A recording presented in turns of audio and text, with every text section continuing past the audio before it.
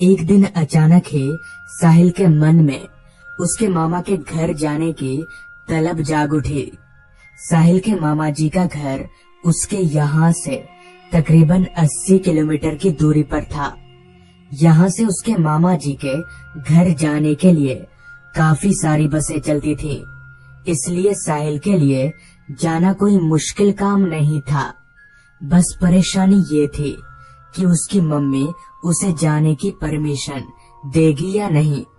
साहिल ने अपनी मम्मी से इस बारे में बात की तो पहले तो उसकी मम्मी ने उसे साफ तौर पर मना कर दिया, पर जब साहिल ने 2-3 बार समझाकर कहा तो उसकी मम्मी मान गई और साहिल को उसके मामा के घर जाने की परमिशन दे दी। जिसके बाद साहिल मामा जी के घर जाने की तैयारी करने लगा। साहिल ने तय किया कि वो दोपहर वाली बस से मामा जी के घर जाएगा और शाम तक पहुंच जाएगा। जिसके बाद ठीक दोपहर के 3 बजे साहिल अपने घर से निकल गया और बस स्टॉप की तरफ जाने लगा। साहिल अभी बस स्टॉप की तरफ जा ही रहा था कि तभी रास्ते में उसे उसका दोस्त करण नजर आया।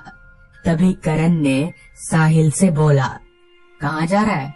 इस पर साहिल बोला, मामा जी के घर जा रहा हूँ। साहिल की बात सुनकर करण बोला, अच्छा तेरे मामा जी का घर बाजपुर है ना? मैंने अपने पापा से सुना है कि वहाँ आजकल कुछ अजीबोगरीब घटनाएं हो रही हैं। पता नहीं और क्या क्या बता रहे थे पापा। करण की बात सुनकर साहिल बोला, ये सब बेकार की बातें हैं, मैं इन सारी चीजों पर विश्वास नहीं करता। इतना कहकर साहिल वहाँ से आगे चला गया। वो सीधे बस स्टॉप पहुंचा और वहाँ से बाजपुर जाने वाली बस में सवार हो गया। और साहिल की किस्मत इसी के साथ ही खराब होनी चालू हो गई, क्योंकि साहिल जिस बस में सवार हुआ था उस खटारा की हालत देखकर ऐसा लग नहीं रहा था कि वो अनुमानित वक्त पर साहिल को बाजपुर उतार भी पाएगी। पर साहिल अब कुछ कर भी नहीं सकता था। बस को चलते हुए अब करीब घंटा भर जैसा होने को था। आसमान धीरे धीरे काले बादलों की गिरफ्त में जा रहा था। क्योंकि मौसम बरसात का था तो ऐसे मौसम का रंग बदलना भी लाजमी ही था। कुछ ही देर में अंधेरा हो गया। अब अंधेरा सच में हो गया था या काले बादलों की वजह से लग रहा था, ये नहीं पता। पर फिजा में रोशनी का अब एक कतरा भी नहीं था। यूं ही कुछ देर तक चलते रहने के बाद बस बाजपुर गांव पहुंची। बस के रुकते ही साहिल बस से नीचे उतरा। उसके अलावा बस से वहां और कोई भी नहीं उतरा था। साहिल को उतारकर बस वहां से चली गई। साहिल ने एक नजर अपने चारों तरफ देखा तो आसपास का माहौल देखकर वो दंग रह गया, क्योंकि वहां उसके अलावा ना तो कोई आदमी नजर आ रहा था और ना ही कोई सवारी जिसकी मदद से वो अपने मामा जी के घर तक पहुंच सके। साहिल को समझ नहीं आ रहा था कि आखिर गांव का ये हाल क्यों है। पहले तो यहाँ रात भर गाड़ियां आती जाती रहती थी और लोगों की चहलकदमी भी होती थी। साहिल अभी ये सब सोचते हुए इधर उधर देख ही रहा था कि तभी उसे कुछ ही दूरी पर एक चाय की टपरी नजर आई। साहिल ने सोचा शायद उस टपरी वाले को पता होगा, लिहाजा वो उस टपरी के नजदीक गया तो उसने पाया कि वो टपरी वाला भी अपनी दुकान बंद करने की ही तैयारी कर रहा है और वो बहुत जल्दी में नजर आ रहा था। तभी साहिल ने अपने काम में व्यस्त उस टपरी वाले से कहा, चाचा इतनी जल्दी दुकान क्यों बंद कर रहे हो? साहिल की आवाज सुनकर वो टपरी वाला एकदम से चौंक गया और बोला, वो क्या है कि मौसम सही नहीं लग रहा है, ऊपर से उनका भी डर है ना। इस पर साहिल बोला, उनका किनका डर? साहिल की बात पर टपरी वाला बोला, आप नहीं जानते उनको? लगता आप पहली बार आ रहे हैं यहाँ। इस पर साहिल बोला, नहीं, ये मेरे मामा जी का घर है, पहले भी बहुत बार आ चुका हूँ मैं। साहिल की बात पर टपरी वाला बोला, साहब मेरे पास आपसे बहस करने का वक्त नहीं है, बारिश आए इससे पहले आप निकल लो, वरना बुरा फंसोगे।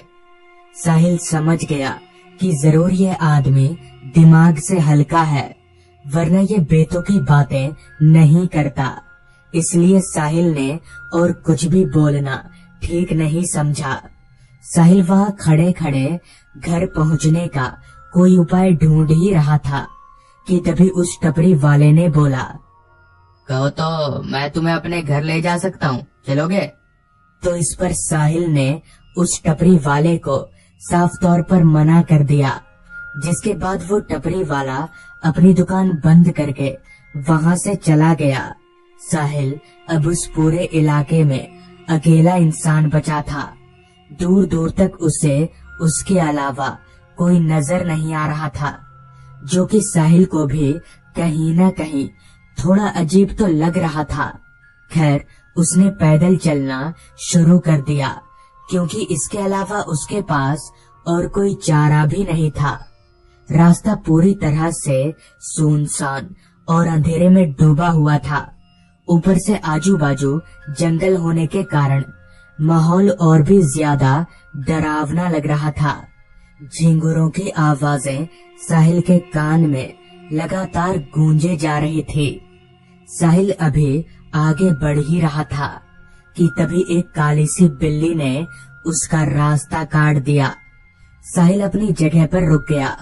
भले वो भूत प्रेत इन सारी चीजों को ना मानता हो, मगर बिल्ली का काटा हुआ रास्ता वो कभी भी पार नहीं करता था।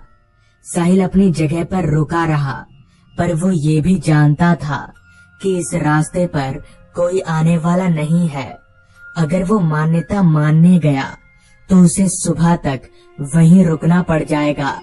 अभी साहिल ये सब सोच ही रहा था कि तभी अचानक ही बहुत तेज बारिश आ गई।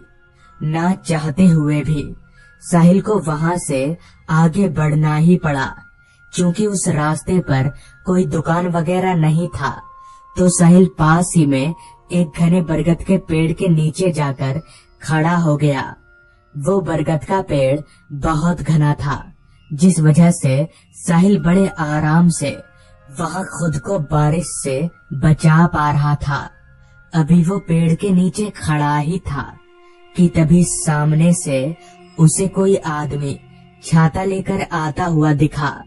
वो आदमी साहिल के पास आकर खड़ा हो गया। क्योंकि उस आदमी ने अपने पूरे चेहरे को छाते की मदद से ढका हुआ था, इसलिए साहिल उसका चेहरा नहीं देख पा रहा था। पर साहिल एक बात सोचकर काफी हैरान हो रहा था कि जब इस आदमी के पास छाता है तो फिर ये यहाँ क्यों आया है? ये तो आराम से जा सकता था। खैर साहिल ने उस आदमी को कुछ नहीं कहा। वो चुपचाप अपनी जगह पर बस खड़ा रहा। बारिश बहुत ही तेजी से बरसे जा रही थी। अभी साहिल वहां खड़े खड़े बारिश के रुकने का इंतजार कर ही रहा था कि तभी वहीं उसके पास में खड़े छाता लिए उस आदमी ने कहा, कहाँ जाना है तुमको? साहिल उस आदमी की ओर पलटा, मगर उसका चेहरा अभी भी नहीं दिख रहा था। खैर साहिल ने जवाब दिया, यहीं पास ही में जाना है, मेरे मामा जी का घर है, वहीं जा रहा था पर बारिश आ गई। साहिल की बात सुनकर उस आदमी ने कहा, अच्छा पानी से दिक्कत है तो ये लो, मेरा छाता ले लो। इस पर साहिल बोला, तो फिर आप कैसे जाइएगा? इस पर वो आदमी बोला, मैं चला जाऊंगा, मेरी फिक्र मत करो, ये छाता लो। इतना कहकर उस आदमी ने अपने चेहरे पर से वो छाता हटा दिया। तभी जब साहिल ने उस आदमी के चेहरे की तरफ देखा तो उसकी सिट्टी बिट्टी गुल हो गई। उसके पैरों तले की जमीन निकल गई, क्योंकि उस आदमी का चेहरा बहुत ज्यादा डरावना था। उसकी आंखें लाल चमक रही थी और चेहरे से एक अजीब किस्म की रोशनी निकल रही थी। साहिल को समझ आ गया कि जरूर दाल में कुछ काला है। अभी वो वहां से भागने ही वाला था कि तभी उसके सामने दो और लोग खड़े हो गए। उनका भी चेहरा बहुत ही खौफनाक था। साहिल के हाथ पैर जोर जोर से कांप रहे थे। उसे समझ नहीं आ रहा था कि अब वो क्या करे, पर वो इतना जरूर जानता था कि अगर वो यहाँ रुका तो मारा जाएगा, जिस वजह से उसने वहां से दौड़ लगा दी और सीधे मामा जी के घर पहुंचकर ही रुका। तब उसके मामा जी ने उसे बताया कि दरअसल वो लोग पिछले बरसात में बिजली गिरने के कारण मर गए थे। तब से उन्हीं लोगों की आत्मा वहां हर बरसात में भटकती है। और साहिल के मामा जी ने ये भी बताया कि साहिल के गले में बजरंगबली का एक लॉकेट है, इसलिए उन भूतों ने उसे कुछ नहीं किया। तो दोस्तों, ये थी आज की कहानी। अगर आपको ये कहानी पसंद आई हो तो चैनल को जरूर